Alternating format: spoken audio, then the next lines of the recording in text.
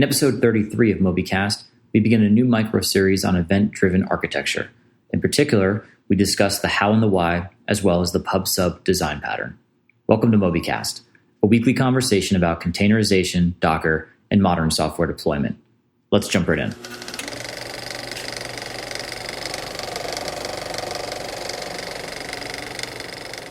Good morning, Rich and Chris. How are you doing today, Rich? Hey, I'm doing good. How are you? Good. I'm excited for another episode of Mobycast. How about you, Chris? How are you? I'm doing great. Good to see you guys. Hear you guys. Yeah, exactly. I don't know if we've ever said that we're pretty widely distributed. Rich being in Denver, me in the mountains of Colorado, and Chris in Seattle. Well, not in Seattle, but in the outer regions of the Seattle area. So what have you been up to this week, Chris? So we after a pretty miserable September weather-wise, it's now we're now actually getting our Indian summer here in Seattle. So I have been enjoying the sunshine. We're getting up in 70 degrees temperatures and getting out on my bicycle after work. So have been enjoying that. It's very much a blessing here at the end of the cycling season for me.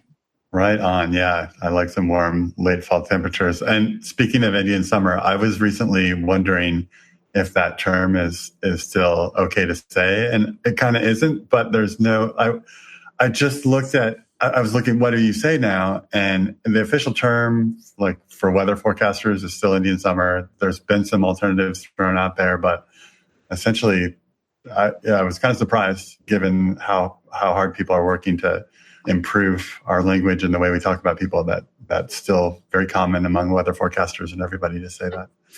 And Rich, what have you been up to this week? It's not an Indian summer in Colorado right now, and we finally got our first snow. But the day after, it was 28 degrees. It was 60 degrees. So I played golf yesterday and Saturday and Thursday. Awesome. So interestingly enough, like the summer's over, and I decided to start playing golf every day. So I guess now I'm just trying to make in as many rounds as I can, or get in as many rounds as I can before the snow stays. Cool. And as for me, I've not been biking or doing anything recreational. We've got projects starting at Kelsis and new people starting, and it's a lot of work. So I've been doing that.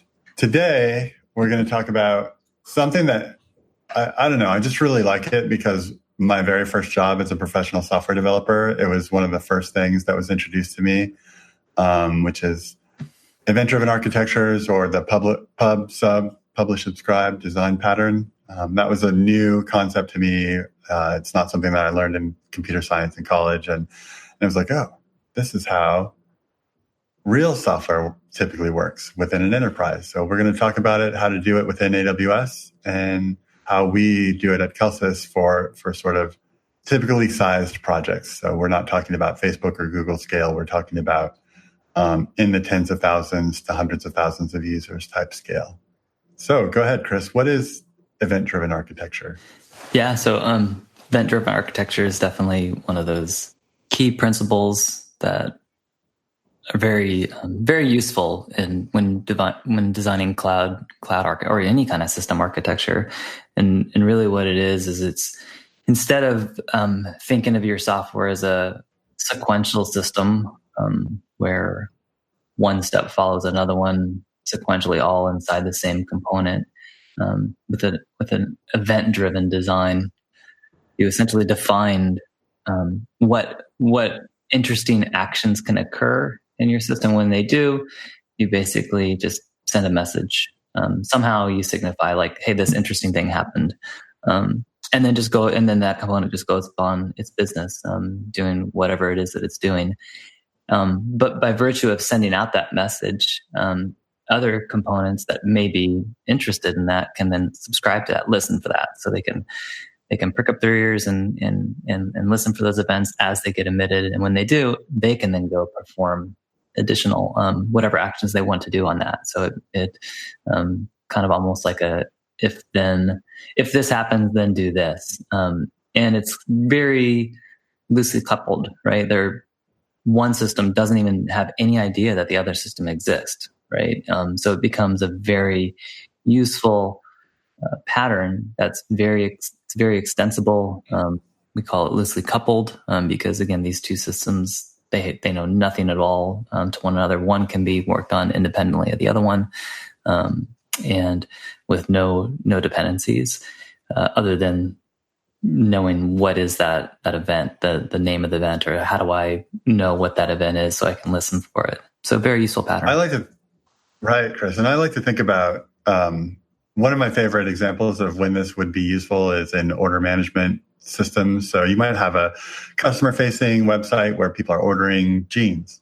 Usually in good software design, you wouldn't then have that same software be the software that somebody in warehouse was using to look at all the jeans orders and put them in boxes and send them out to people. There might be entirely different set of software that was for that part. So the ordering system or the customer facing system would say, hey, just world, new jeans got ordered. And it's constantly saying, we got another order. And then somewhere else, some other software that cares about orders is saying, oh, look, we got another order. Let's do something about it. Let's let some box packers know about it or whatever it is. So that's one of my favorite examples. And it actually, that example itself makes me think of just front of house and back of house in a kitchen. It's not quite the same, but you know how you make a ticket and you put it on the thing, and then the line cooks pick up the ticket, make the meal and put it on the counter. It's kind of like that in my mind. That's kind of what I think about.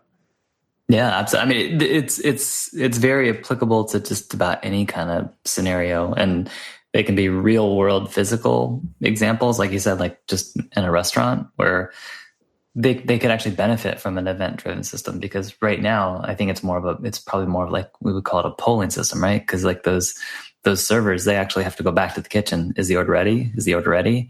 And then, but as opposed to just they be out in the restaurant somewhere and somehow they just know, like, it's like, oh yeah, it is ready. So I can go back there and go pick it up type thing. Right. So, dude, okay, that's it. We're stopping the episode and starting that business.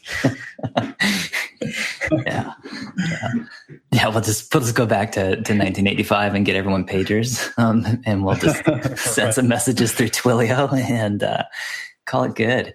So yeah, I mean, just these kinds of scenarios, just when you start thinking about them, look at them, they're anywhere and everywhere.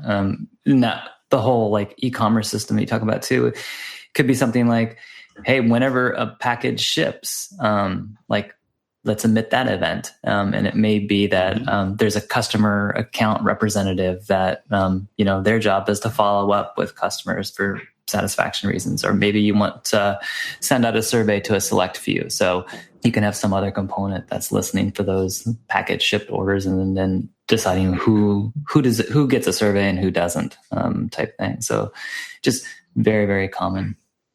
So we've talked about how these are loosely coupled. So the software where the customers are going to browse products and make their order, it doesn't know about the order fulfillment system. It has no idea it exists. Why are they loosely coupled? I sort of mentioned that's just a good idea, but just quickly, why is that a good idea?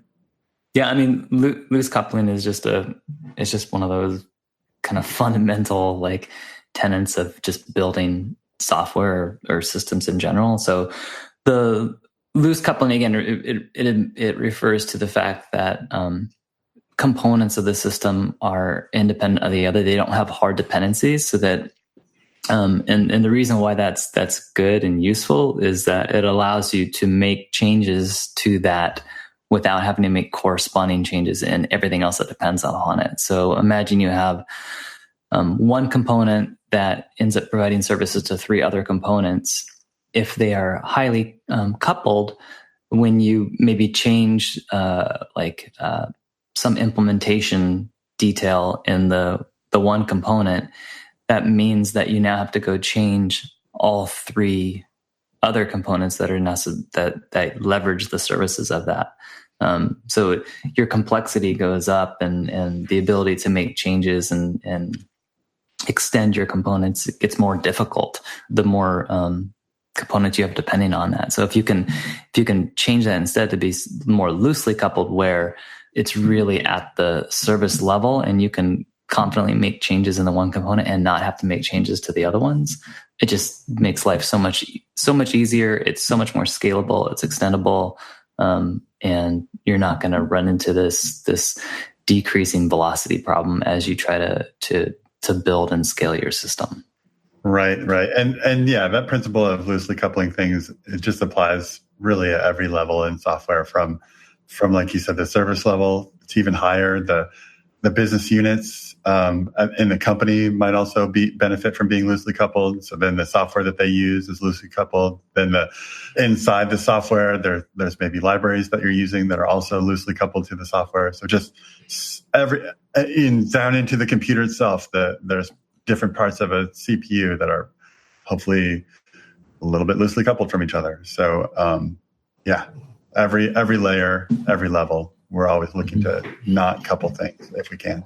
Yeah, and you can, like you said, as you pointed out, like you can take it to, it doesn't have to be in just software; it can be in the physical world and the way that like, businesses organize themselves. And Amazon themselves, like they do this right with their two pizza teams, where they're basically autonomous units that are chartered with some objective to go do and fill. And so they for the most part, those teams operate independently of the others, type thing. Microsoft kind of had the similar approach back in its early days. I think it's grown so much now that it's maybe less so, but absolutely loose coupling can be very, very helpful. Hey, this is Rich. Please pardon this quick interruption. We recently passed an internal milestone of 10,000 listens, and I wanted to take a moment to thank you for the support. I was also hoping to encourage you to head on over to iTunes and leave us a review or a rating. Positive feedback and constructive criticism are both incredibly important to us. So give us an idea of how we're doing, and we'll promise to keep publishing new episodes every week. All right, let's dive back in. So another point on why we do event-driven architecture is the scalability. All the ilities, another term that I learned right around the same time that I was learning about pub/sub architectures was ilities. So these are scalability, maintainability, extensibility. There's at least 10 others that I'm not thinking. Availability. Yeah, there's a good one. So scalability, one of the good ilities is helped by event-driven architectures. How is that? How do we help scalability with event-driven architectures? Yeah, I think the primary aspect there is just that by having the loose coupling and the fact that one component doesn't have to know or support other ones means that as you scale up and you have more dependent services or additional functionality, you can scale up appropriately at the component level. You're not applying a tax at the entire system level. So you can individually scale up things as you need them, where the load is the greatest. So again, decoupling here really helps out with that, where you can apply the juice only where you need it, and you don't have to spread it out through the entire system because it's all interconnected. Mm-hmm. And I think it's worth talking about that kind of from the point of view of APIs. So I don't know if I can do this justice, but if you see the entire world from the point of view of everything being a REST API, so everything you do is a REST API, and in order to get anything done, one service is going to call another service directly via a REST API. So that creates a fairly tight dependency between one service and another. So imagine you have the order system that we were talking about before. Somebody goes and purchases their jeans. If that system had to know about the order fulfillment system, which is a separate system, and say directly to that thing, "Hey, order fulfillment system, we just got an order. Just so you know, you go do your thing." And then it also had to know about like a customer survey system, just for lack of a better thing thinking off the top of my head. So then it would also have to say to that thing, "Hey, we got a new order. Get ready to do a customer survey." And then maybe it also had to know about some business analytics system. "Hey, business analytics system, we got a new order," so that the CXOs of the company can figure this out and look at how the company is performing later. So that's all of a sudden this one system is having to make 3 different API calls. And if each of those systems then also needs to make several API calls, you can start to see that you create a spider web of API calls that are very, very difficult to keep track of who's calling who. And I think that a big piece of that, I mean, that's tackling that is getting rid of that coupling, but it also helps us just kind of know what's going on in our system a little bit. I don't know if you can elaborate or fix any of what I said, Chris. I think maybe what you're alluding to is just maybe like modularity, and just kind of pointing out the fact that the more dependencies that you have, the more complicated it is to build something and maintain it. So kind of being smart about your dependencies and keeping it to a reasonable size, and that may mean you do things like, microservices helps out a lot here, right? By, there's one service that's responsible for a backing store and all requests that go through that microservice. You can do things like composability, when something needs to talk to multiple things. Maybe you and it's a common thing. You can then build APIs that compose the calls of those dependencies and encapsulate it so that you don't have to. You can deal with one place instead of many places in your system. So, was that kind of what you were getting at? Not quite. And this is where the medium kind of fails us a little bit. We're having a podcast here. I can't show you a whiteboard. Can't show our listeners a whiteboard. But maybe if I could paint a picture.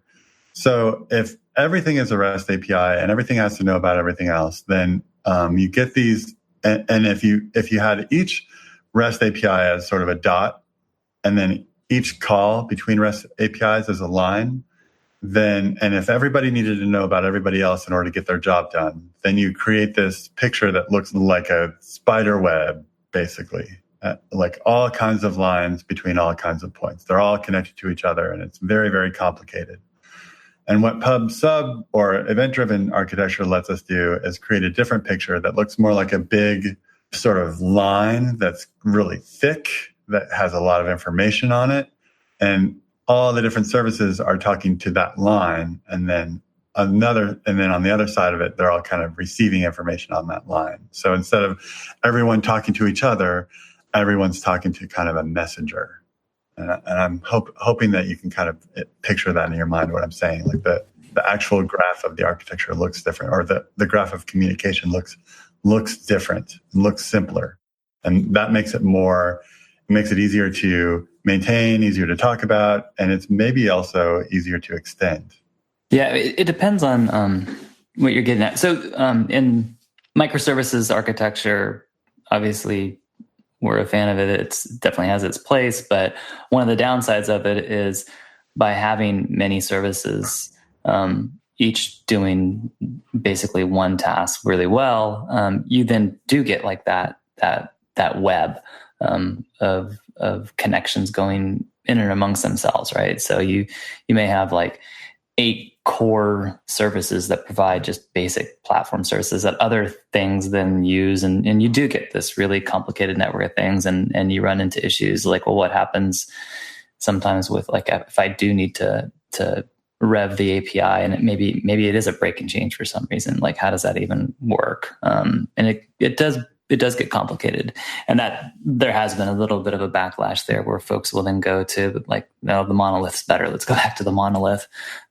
So that's one aspect of it. I think what you're kind of getting to maybe is more like thinking of this as a kind of a pipeline or assembly line approach to doing the work, where something comes in on the front end, if you will, some component sees that, does some unit of work on it. It's kind of like function based, right? So it's just like input, output, and then the output of that becomes the input to the next stage.